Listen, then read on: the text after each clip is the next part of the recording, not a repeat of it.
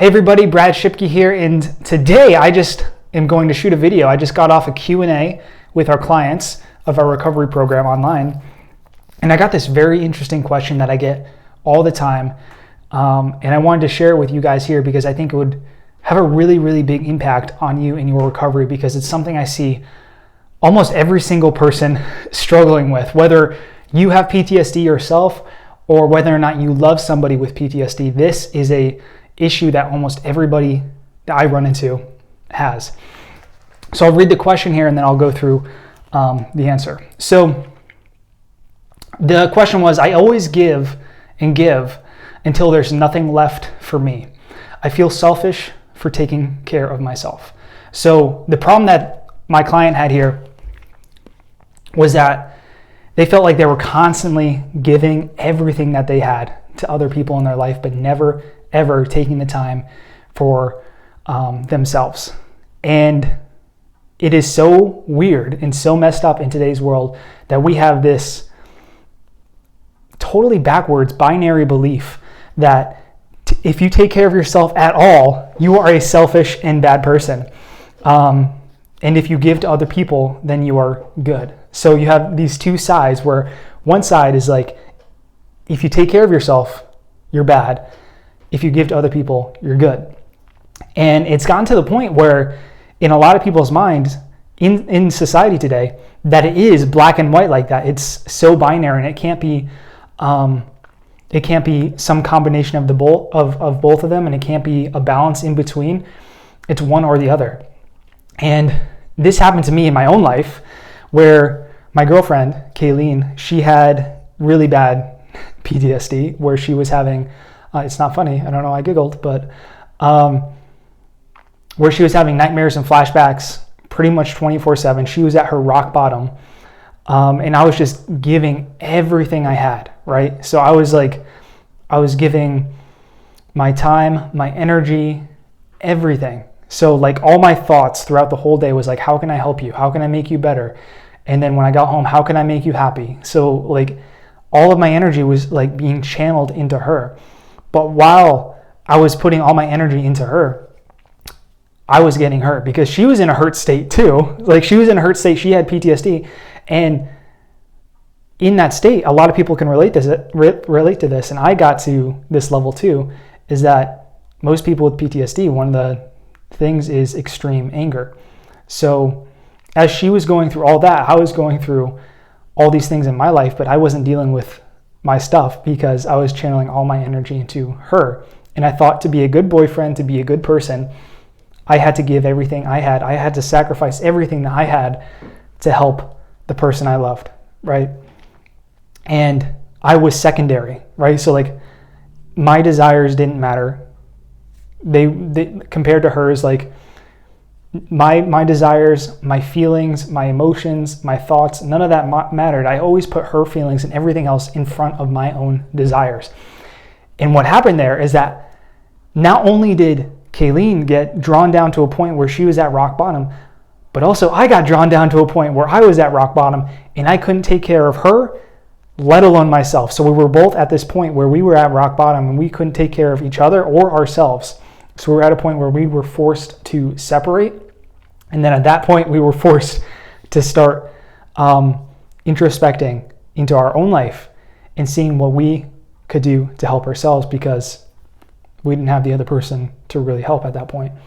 So we were forced into this position where we had to, like, there was no other choice. There was no other people in this situation. We had to take care of ourselves. But it doesn't have to be that way. You don't have to be drawn down to zero. You don't have to give and give and give and give and give until you have nothing left. And honestly, that's a losing formula. If you are right now either loving someone with PTSD or you have PTSD yourself and you're just giving away everything that you have and not taking anything for yourself, that is a recipe for disaster. That is a recipe to not only ruin your life, but also the people around you. And I'm going to explain this further because it's something that, again, people don't understand. They think it's black or white. They think if you take care of yourself, you're this selfish, awful, evil person. And if you give to people, you're like this really good person. So people have this weird internal conflict with themselves when it comes to taking care of themselves or doing anything for themselves. But what I want you guys to realize is that it's not one or the other. And I want to draw this quick picture here for you on the whiteboard here to help illustrate this point. And I drew this for my clients too, but this will be really, really helpful for all you guys out there who are struggling with this. So what I want you to think about is like your life is like a chain, right? So you can see that. So these are the different links in the chain. And what I want you to imagine, each one of these chains represents something different. So like this chain right here, we'll say it represents like your doggo, like your dog, if you can read that. And then this one, maybe we'll say your finances, right? And then this one, we'll say your family. So this is like the chain of your life. Now, if you're with me right now, what do you think that first chain, what do you think the first link of the chain is that holds all the other chains, all the links in your life? It's you. You are the very first chain. You are the very first link in the chain of your life. So this means if you're not taking care of yourself, if you're not taking time for yourself,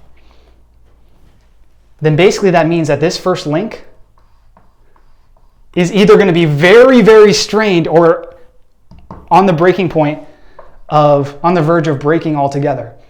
And if you lose this first chain, you don't just lose yourself, you lose your family, you lose your finances, you lose your dog. You don't want to lose your dog, man. I mean, you can lose your family and your finances, but don't lose your dog. So taking care of yourself is essential. And this is what life is like, really. It's like if you don't take care of yourself, the rest of the links in the chain are going to fall off. So you are the first link. You matter. You matter. And it's not one or the other, right? So it's not saying focus only on you and you're the only link, right? But you are the essential. You are the very, very first link in the chain of your life. And if you don't take care of you, if you don't make sure this is rock solid, you're not going to take care of the rest of the links in your life. Like you're not going to be able to take care of your family. If you're not good, you're not going to be able to take care of your family. If you're not good, you're not going to be able to take care of your finances. If you're not good, you're not going to be able to take care of your dog. Your dog's going to go hungry, man. We can't have that. So that's what I want you to realize. It's not one or the other. It's not I'm this super selfish, awful person, or I'm this super generous saint that's absolutely perfect. You know?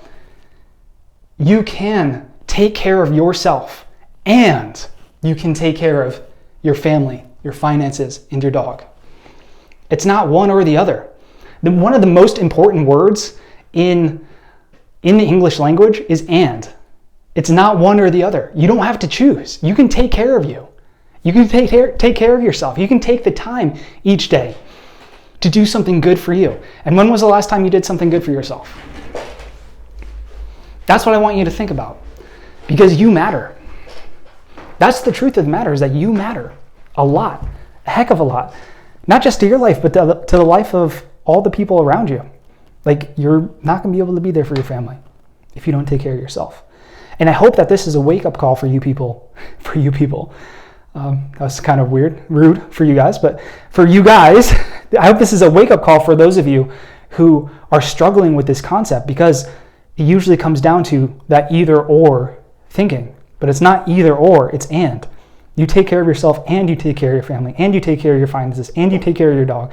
But the very first thing, the most important thing, is that very first link. Because if you don't have that first link, if that's not rock solid, the rest of it doesn't matter. It's not going to be there.